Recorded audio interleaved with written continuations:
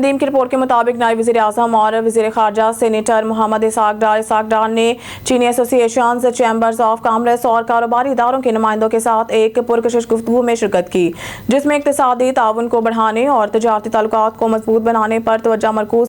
Lady reading अस्पताल को जारी करदा सरकारी अद्वियात की गैर कानूनी फ़रोख्त का मामला। मलिक नदीम की रिपोर्ट के मुताबिक एंटी करप्शन सर्कल पेशावर की मुतअद्दिद छापामार कार्रवाइयाँ लेडी रीडिंग अस्पताल पेशावर के 3 मुलाजमीन समेत 6 मुलजमान गिरफ्तार। मुलजमान लाखों मालियत की सरकारी अद्वियात की खुर्द-बुर्द में मुलव्वस थे। मुलजमान लेडी रीडिंग अस्पताल को जारी की गई सरकारी अद्वियात गैर कानूनी तौर पर फ़रोख्त करते थे। गिरफ्तार मुलजमान में सलमान, अब्दुल जब्बार, आबिद, अमाद, ताहिर और यूसुफ जान शामिल। मुलजिम यूसुफ जान गैंग का मास्टरमाइंड है।